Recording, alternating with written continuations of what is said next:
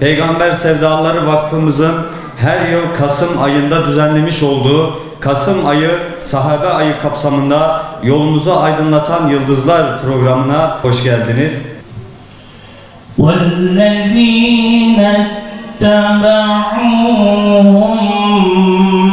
بِإِحْسَانٍ رَضِيَ اللّٰهُ عَنْهُمْ وَرَضُوا عَنْهُ سِيمَاهُمْ فِي وُجُوهِهِمْ مِنْ أَثَرِ السُّجُودِ ذَلِكَ مَثَلُهُمْ فِي التَّوْرَاةِ وَمَثَلُهُمْ فِي الْإِنْجِيلِ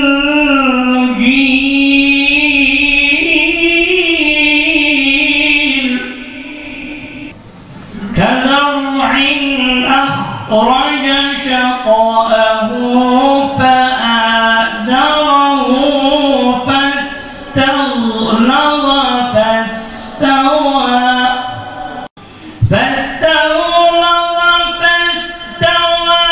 عَلَى سُوقِهِ يُعْجِبُ الزُّرَّاعَ لِيَغِيظَ بِهِمُ الْكُفَّارَ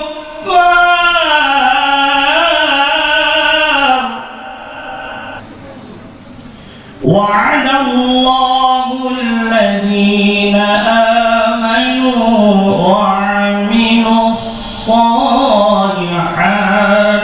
مِنْهُمْ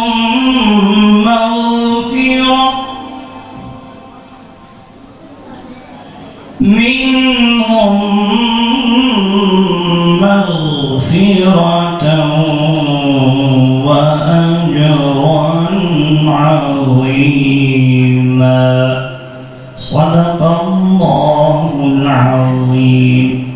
Peygamber Sevdaları Vakfı olarak 2015 yılında Kasım ayını sahabe ayı olarak her yıl farklı sahabeler olmak üzere yolumuzu aydınlatan yıldızlar temasıyla farklı sahabeleri işliyoruz.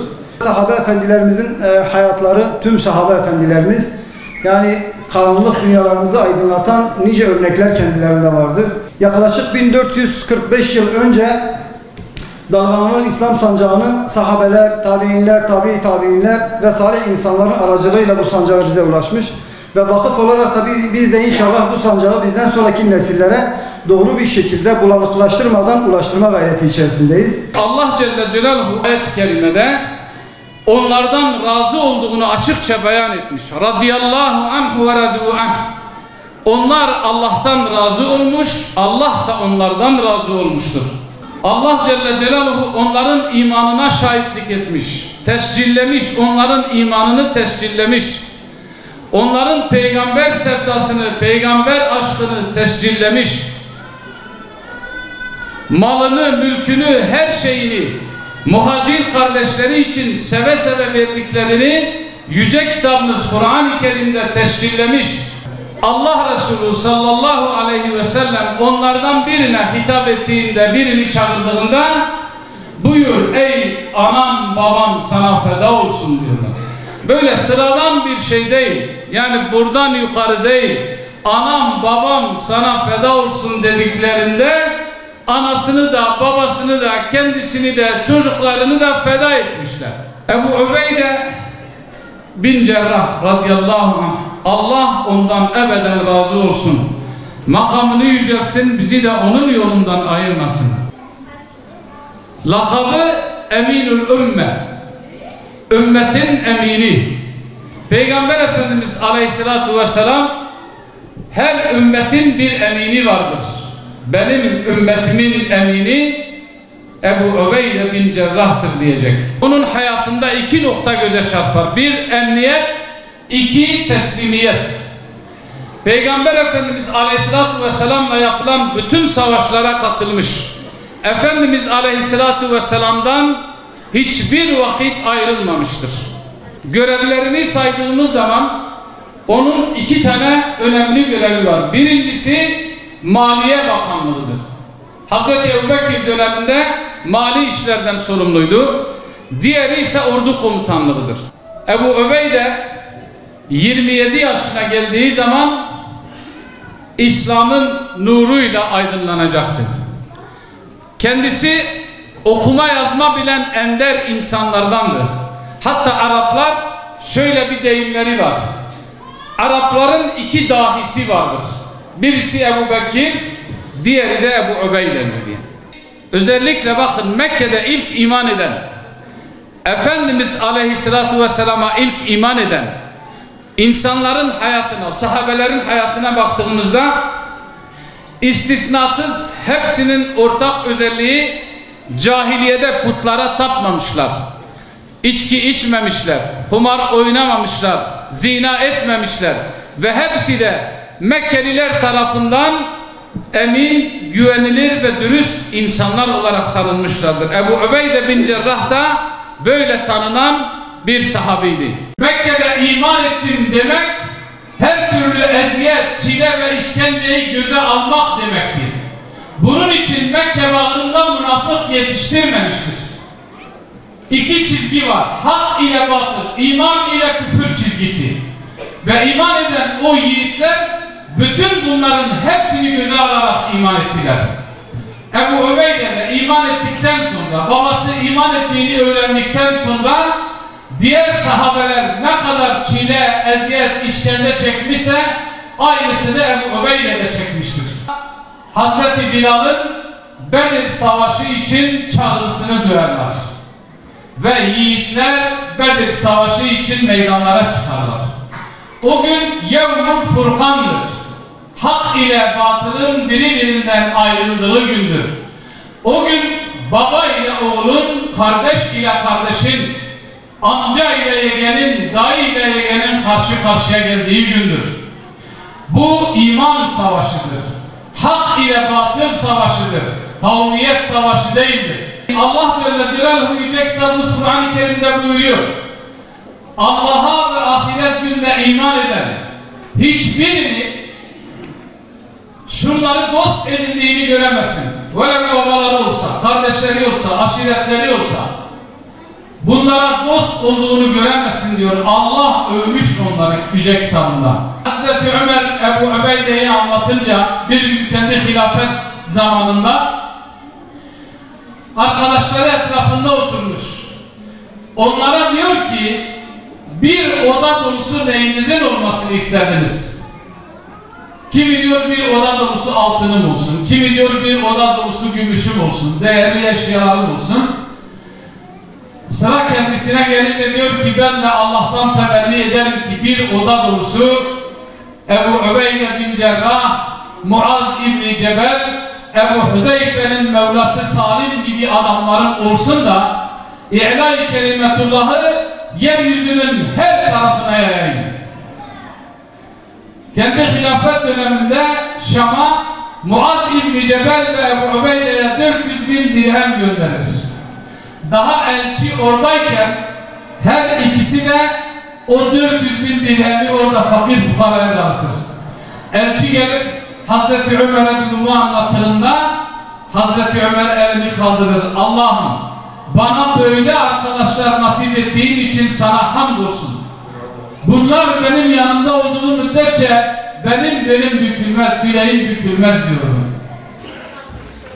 Ebu Ubeyde İbn-i Cerrah at sırtından inmemiş. Filistin'in fethinde, Kudüs'ün fethinde, Şam bölgesinin fethinde, Humus'un fethinde hep o önde olmuştur. Arkada malım var, eşim var, çocuklarım var diye düşünmemiştir. Ebu Ubeyde bir gün öleceğiz. Dünya bizim yerimiz, varımız değildir diyor. İslam'ın bizden istediği ama bir türlü yapamadığımız.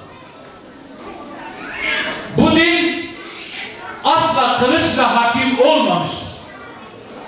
Bu din asla kılıçla insanların yüreğine girmemiştir.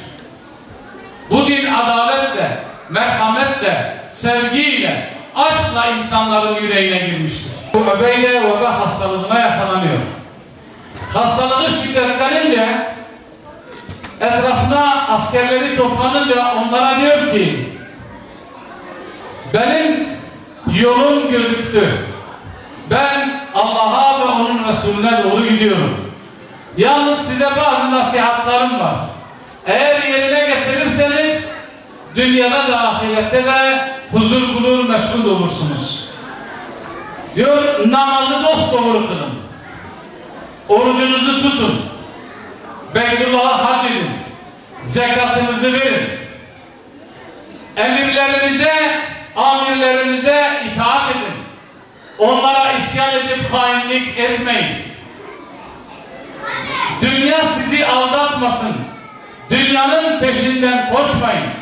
Şunu iyi bilin ki dünyada 1000 yıl da yaşasanız ölüm bir gün gelip sizin kapınızı çalacak. Son sözlerini söylüyor ve vefat ediyor. Muaz İbni Cebel radıyallahu anh onun cenaze namazını kıldırıyor yaşlı gözlerle ve orduya diyor ki, siz şu anda öyle birinin namazını kılıyorsunuz ki vallahi şimdiye kadar ne bunun gibi biri geldi ne de bundan sonra böyle biri gelecek, böyle hayırlı biri gelecek. Biz de yeri geldiğinde kendi makamımızı, kendi malımızı, kendi nefsi isteklerimizi, heva ve heveslerimizi ayaklarımızın altına almamız lazım ki Ebu Ubeyde bin Cerrah'ın yolundan gitmiş olalım. Allah ile olan rabıtamızı kesmeyelim. Ona kullukta kusur işlemeyelim ki Allah'ın övdüğü insanların safına girelim. Peygamber Efendimiz Aleyhisselatü Vesselam'a öyle bir sevgi, öyle bir aşk besleyelim ki malımızı, evladımızı, her şeyimizi seve seve onun yolunda feda edebilelim ki Allah Resulü sallallahu aleyhi ve sellem bizi sevsin, Havz-ı Kevser'inde bizlere Kevser suyu içirsin. İstikamet, teslimiyet ve emniyet hayatımızda göze çarpan en önemli nokta olsun. En emin insan olalım.